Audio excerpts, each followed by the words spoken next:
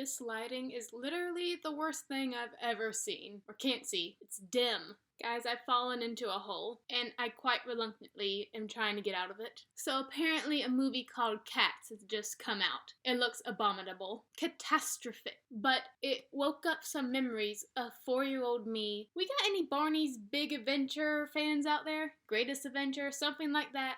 He's hunting an egg. Well, that was my 4-year-old movie of choice. I watched it all the time. It was on little VCR tape. And so I'd put it in a thing, and before Barney would play, there would be a commercial for the Cats musical, and I would see that. And my 4-year-old mind just couldn't figure out what in the world was on the screen. But I definitely did remember some of the music. So when Cats the movie was announced, I was like, wait a second, I feel like I know this. So I did what anyone with internet access did, and I looked on the YouTubes. I found the Broadway version was very uncomfortable for a few minutes. And I was like, hey, this music is pretty good. And then I got to my favorite song, Mr. Mistopheles. And he's coming down from the rope like some sort of pole dancer. And I'm like, wait a second. That's Bendy. That's freaking Bendy. So anyways, once I got over Bendy, I fell into a cat hole. The music is just so fun, and I like watching them dance. However, somehow I embarrassed myself because I was watching the music of Mungo, Jerry, and Rumpelteazer. Mungo, Jerry, and Rumpelteazer. And I paused it, and I went to watch some booktube videos. And I was watching some girl, and she was like, hey guys, I love you guys so much, I actually made my bed. And I'm like, oh, I know that feeling. And so I went down to the comments and I typed, you know I really like you when I make my bed before you come over. But somehow, even though I was clearly watching that video, it somehow got posted on the Cats song video. Didn't even know about it till 3 days later, and then someone commented on that post. And like, I have no idea why this comment is in this video, but I agree. I'm like, oh my gosh, that was embarrassing. Like, how many people scrolled past my little comment about bed sheets, and they're like, well, why is this person talking about her bed in this video? I'm like, oh, I thought my account got hacked for a second. I was in code red, delete everything, delete. So good gosh, what's your favorite Broadway musical? So right now mine is Cats. Used to be More Chill, and then The Heathers, and then Hamilton. Phantom of the Opera. Tell me an embarrassing story about yourself so I don't feel as bad. That one person who commented on that, they're judging me. But guys, December is over. New Year's has ended. You guys are probably exhausted. You're very busy, popular people. You had friends and family to hang out with. I read books instead. Not that many, to be honest. 4 with 1 DNF, but I read the freaking Kingkiller Chronicles. They're humongous. So I don't hold it against me for only reading 4 books. And I only really liked 1 book, but it was a fantastic book, so even though the rest were like, I still feel like I had a good reading month. But let's get into it and talk about what I feel like is the most disappointing book I've ever read. The Perfect Girlfriend by Karen Hamilton. This book is a thriller from the crazy person's point of view. I was stoked. That's literally all I want. I want to be in the villain's head. Oh, yeah. My mom got me these for Christmas. Although, like, when I unwrapped them, I only saw this finger, and I'm like, Mom! So, really short summary. This girl, she loco. She cray. She knows she and her ex-boyfriend are meant to be. He just doesn't realize it yet. Oh, he broke up with her. But she's not letting go that easily. No, he's a pilot. So what did she do? After he ran out of their apartment because he realized this girl's clingy, she went ahead and applied for a job as a stewardess. She did it. She got on his plane flights, and now she's just stalking him. She has this masterful plan to convince him that yes, he has found the perfect girlfriend, and you were wrong for letting her go so easily. I like those crazy lover stories. It's just, you take something so pure, you twist it. You're a villain now, and I love villains. I was excited, but the thing is, this is a thriller. Crazy lady, fast-paced action. But the thing is, even though the premise is awesome, like just this creepy lady skulking around, making sure her boyfriend doesn't really realize that she's getting closer and closer to him so that she can stalk and see what his love life is like while her masterful plan is being slowly implemented. It is slow. There are only 2 big events in this entire book. This is a little over 300 pages. Okay, so imagine this. The first parts of the book is just this lady applying for a job, selling an apartment, buying a new apartment, selling an old house she has inherited, some weird backstory about how her brother drowned, and it's like the author put that there, like, oh, this is why she is so crazy. She's super possessive because she couldn't save her brother, but it's like scarcely expertly woven in. Doesn't really make that much of a appearance or importance. But yeah, we sell the house, we stalk the boyfriend, and we never like interact with the boyfriend until like page 160. That's 160 pages that the target and the stalker don't interact. And then some more talking, some more stalking, Facebook stalking. And then finally, she goes to step one of her plan. Step one does not happen until page 240, around that area. You see how much we have left? You waited all this time to get to here to actually get the plot running in a thriller. That's bad. And then, the big conflict happens at 240. And then 10 pages later, it's resolved. Then we do some more stalking, some more following, some more airplane rides. Half of this book is just in an airplane going from one destination to another. This book is more about how to be a stewardess than how to not be a crazy girlfriend. And then finally, another big thing at the end, and then it's done. That's it. I gave it a 2. It did nothing except take us from Rome to Venice, the Las Vegas, the Leprechaun Land, I don't know. There wasn't enough action. I mean, was this written to be psychological? Just the twisted gears in this lady's mind? Not really. Because even though that is like the funnest part, just seeing how crazy her mindset is, that's not enough. Especially when you're stuck in an airplane half the time. So definitely a 2 stars. That extra 1 star is just for the character. I think her name's Juliet. She changed her name, so I don't even know what her name. Juliet. I like Juliet because she was crazy. Like, there was even one scene where I like totally related to her for a second. Like, she's doing her stewardess job. She's in a plane. Uh-oh, the plane's falling out of the sky, or something like that. Or was it a fire? Anyways, the plane is in trouble. They're still on the little landing runway thing. So, they get out that inflatable slide and, trouble. People are screaming. This other stewardess is like, I just got off of maternity leave. I don't want to die. And Juliet's like, girl, then don't. Save yourself. And then she just bounces down the slide. I'm like, I would have done that. But ultimately, just kind of disappointed. For a 300-page book, maybe 60 pages worth of plot. Okay, now, books number 2 and 3. Dun, dun, dun.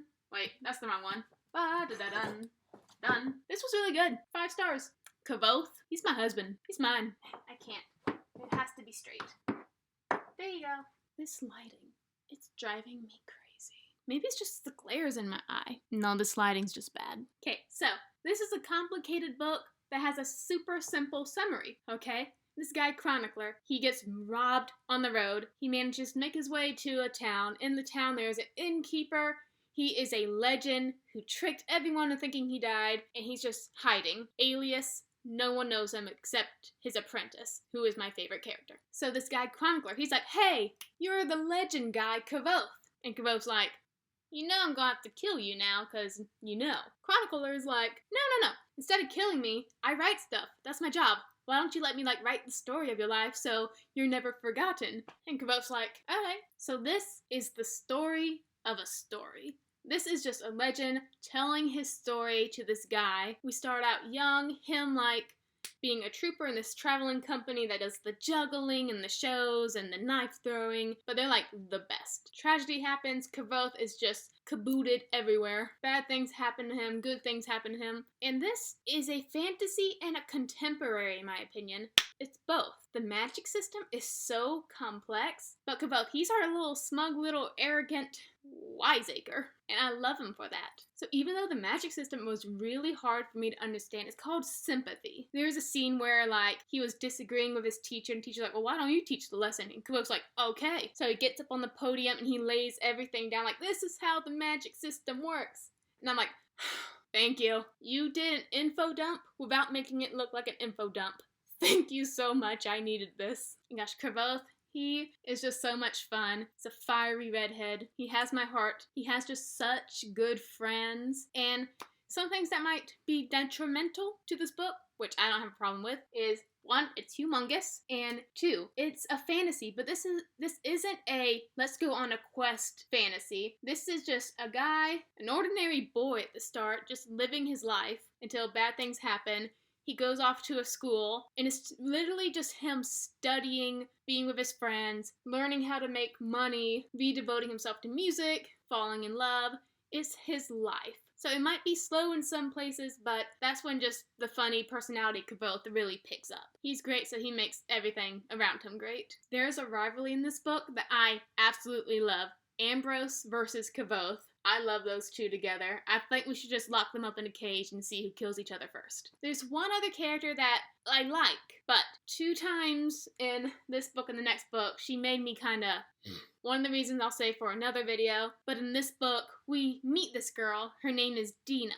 She will be Kvothe's friend. We meet her once when we're on like a wagon train. We're getting from this city to that city. It's long, hard road walking. You know, we meet her. She's just like another dirty kid like us, like Kvothe. And then a couple chapters later, she gets reintroduced again, and it's like the grandest, most majestic thing ever. Like, oh my gosh, she's like this, like this, like this. And like, we already know who she is. Why are you reintroducing us to her? Anyways, 5-star books if you really like a fun character. If you don't like a fantasy where it's mostly a guy just reading books at a university, probably not for you. Maybe the second book will be for you. Even though I didn't like Wise Man's Fear as much as Name of the Wind. I don't know my rating yet for Wise Man's Fears. Maybe a 3.5, because this had more action in it.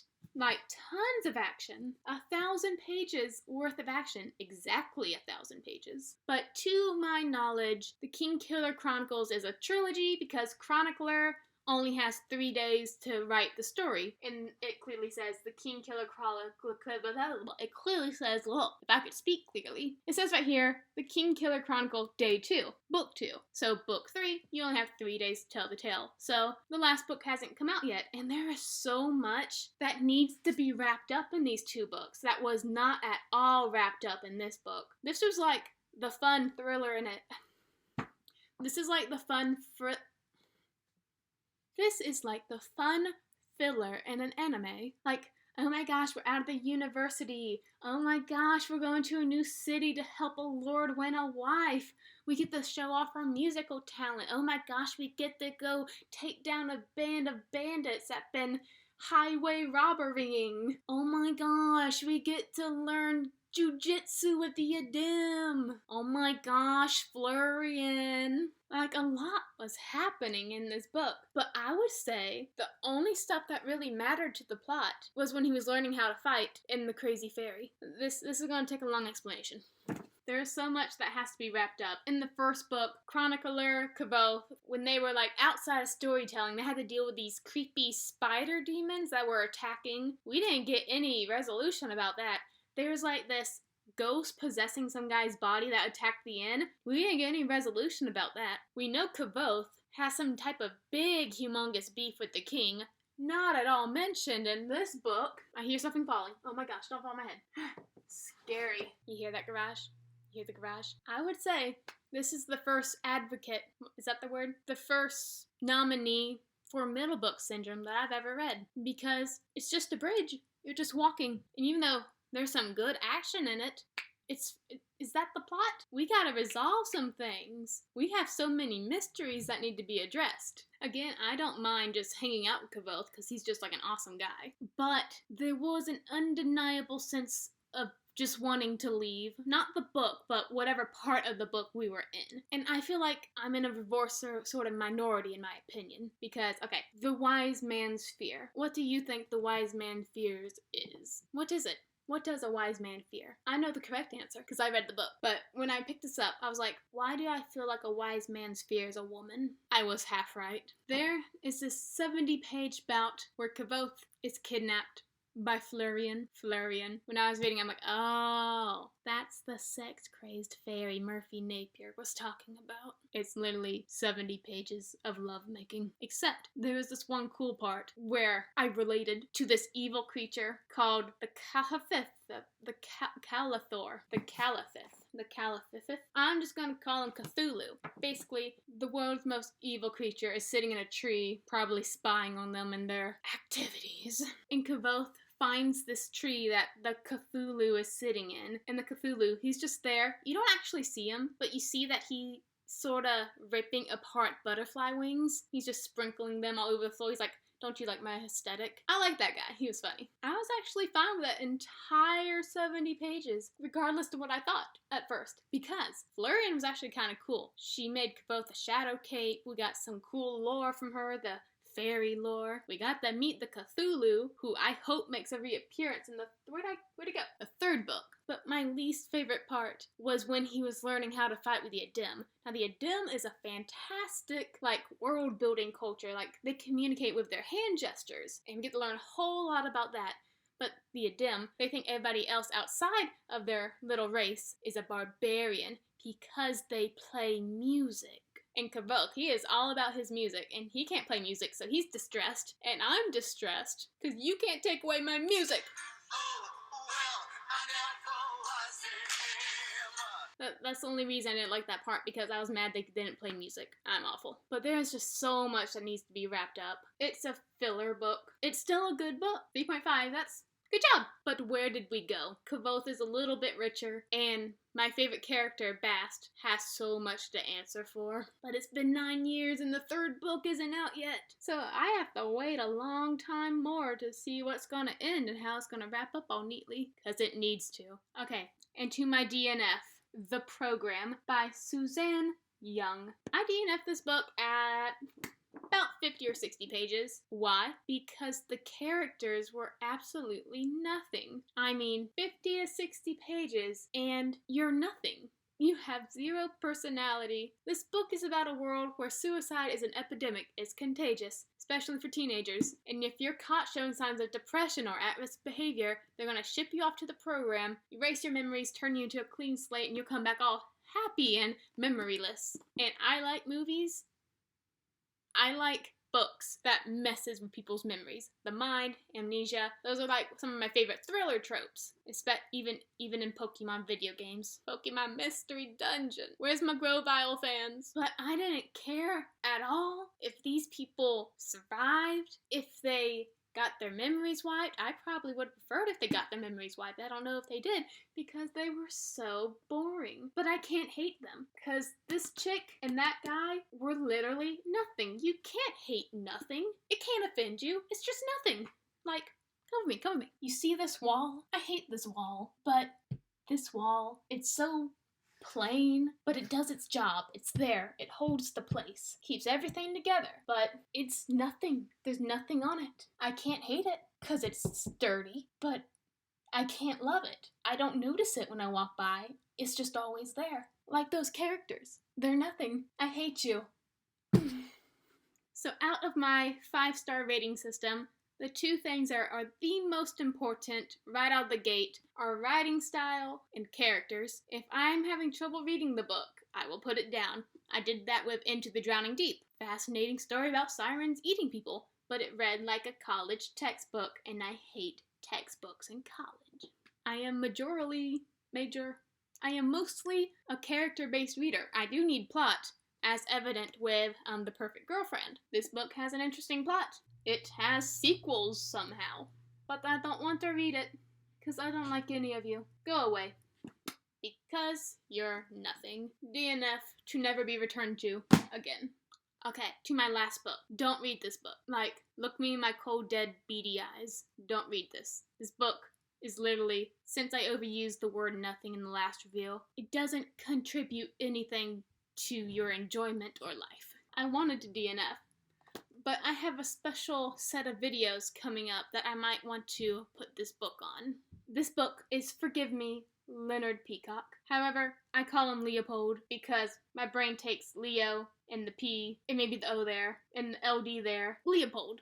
but I'll try calling him Leo. Okay, today is Leonard Peacock's birthday. It is also the day he will kill his former best friend and then himself with his grandfather's P-38 pistol. Maybe one day he'll believe that being different is okay, important even, but not today. One of my favorite mini tropes isn't enemies turned to lovers, it's best friends turned into enemies. Think Vicious, Eli and Victor. I love that. I want it. So I'm like, let's kill the best friend. Let's do it. I'm for this.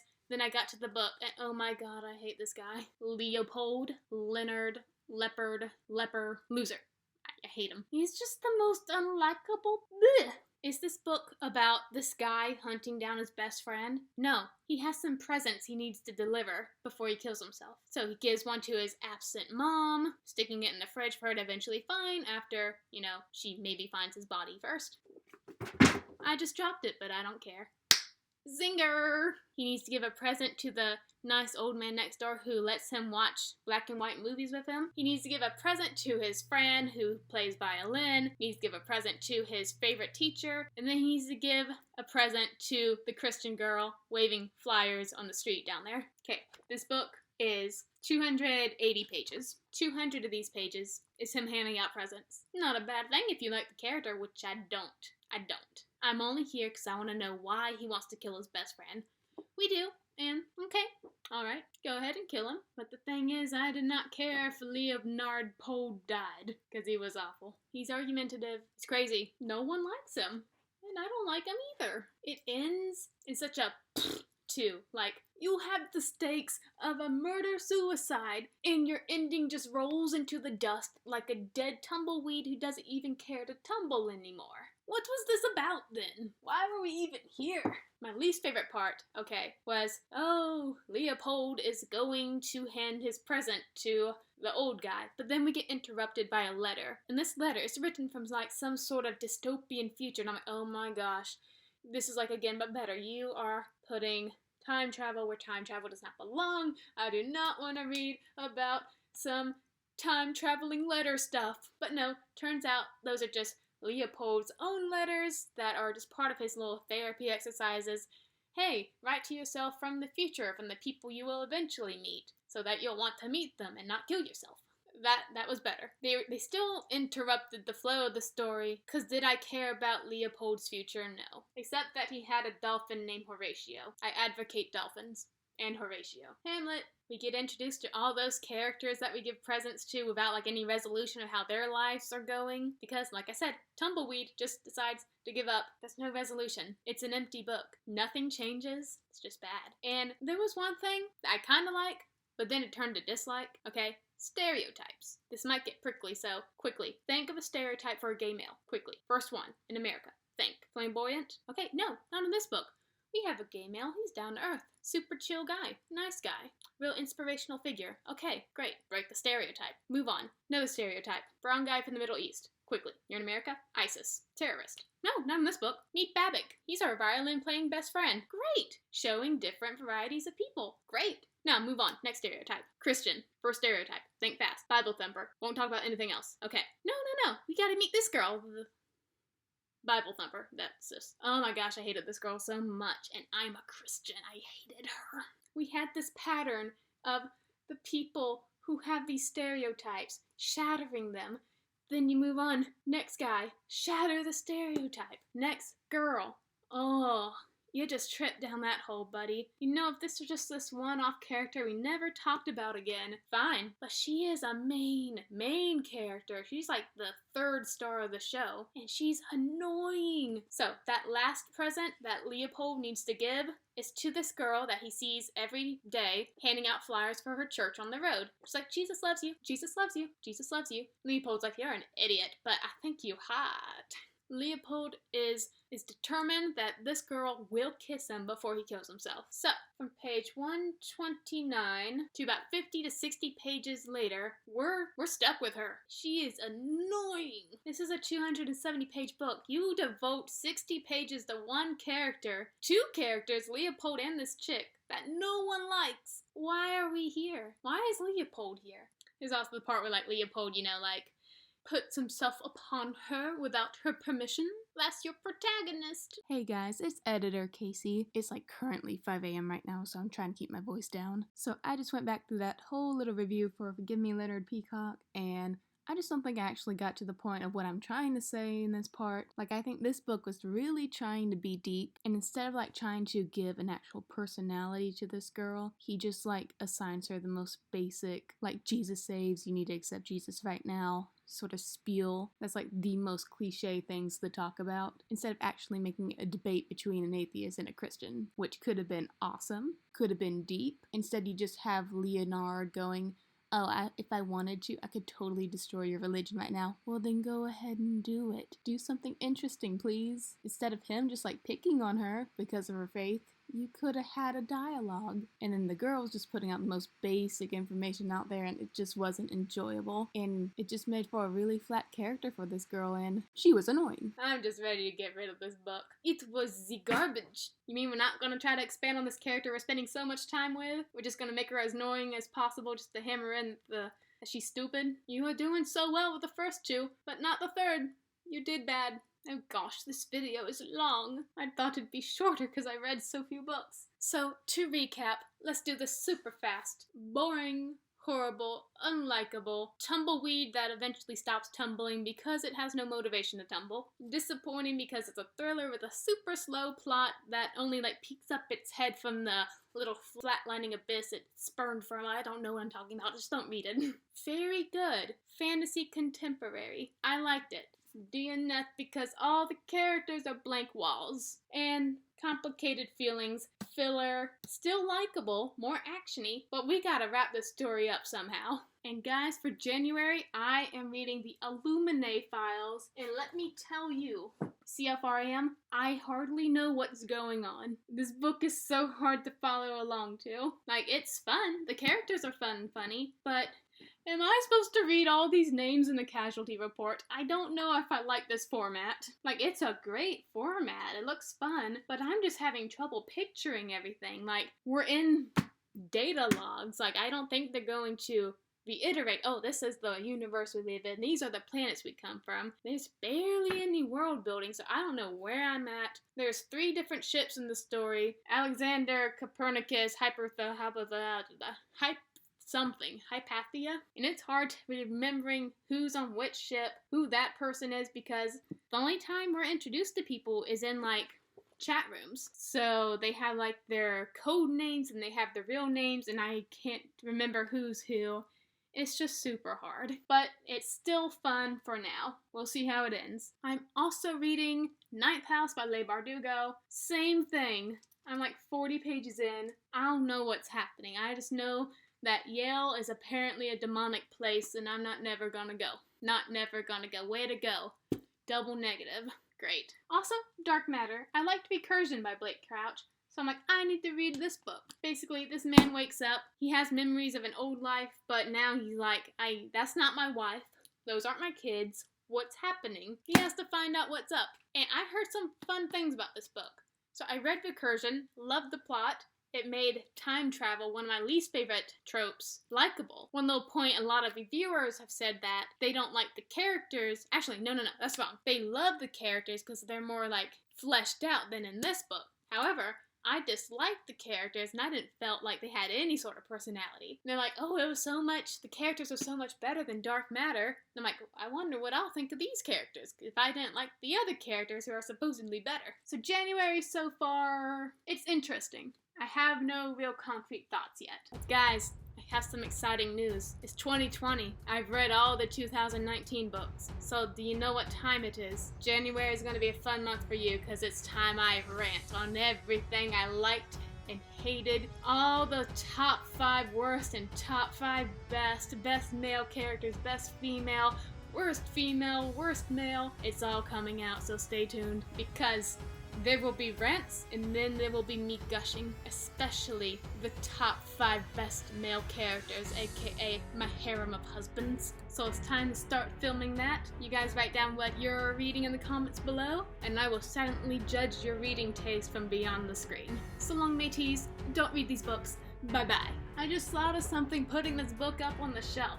Why is it called Forgive Me Leonard Peacock? No one's forgiven. Because nothing happens. Nothing's resolved.